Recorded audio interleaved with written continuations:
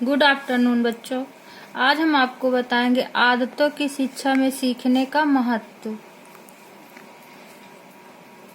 शिक्षा के द्वारा हम व्यक्ति के व्यवहार वांछित दिशा प्रदान कर उसमें स्थायित्व लाते हैं। शिक्षा में आदत का महत्व इस प्रकार है।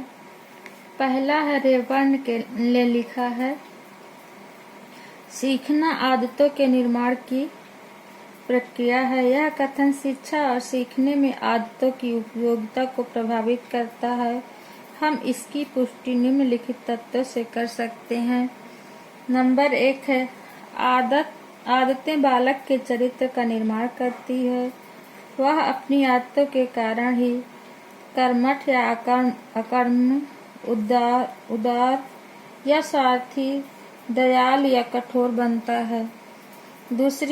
दूसरा महत्व है आदतें बालक के द्वारा स्वभाव का अंग बन जाते हैं, अतः उसे बाध्य होकर उन्हीं के अनुसार कार्य करना पड़ता है। तीसरी पॉइंट है आदतें बालक के कठिनतम कार्यों के प्रति घृणा उत्पन्न होने देती है। यही कारण है कि मनुष्य अंधेरी खानों, हिमाच्छादित प्रदेशों और ऐसे अन्य स्थानों में कार्य करते हैं। चौथी पॉइंट है अच्छी आदतें। महत्व है अच्छी आदतें बालक के संतुलित शारीरिक, मानसिक और संवेगात्मक विकास में योग देती है। फिफ्थ पॉइंट है आदत बालक को निश्चित सीमाओं के अंतर्गत रखती है, अतः वह अनैतिक, अधार्मिक या असामाजिक कार्य नहीं करता। छठा महत्व है जब कोई सीखी हुई बात बालक की आदत में आ जाती है, तब उसको स्मरण करने में उसे किसी प्रकार की कठिनाई का अनुभव नहीं होता। अब आपको बताते हैं, ये महत्व हो गया आदत और शिक्षा। आदत और शिक्षा क्या है? शिक्षा का कार्य है व्यक्ति का विकास करना, जिससे वह अपने जीवन में सफल हो सके। जीवन में सफल बनाने के लिए शिक्षा बुरी आदतों को छुड़वाने का प्रयत्न करती है और अच्छी आदतों का निर्माण करती है।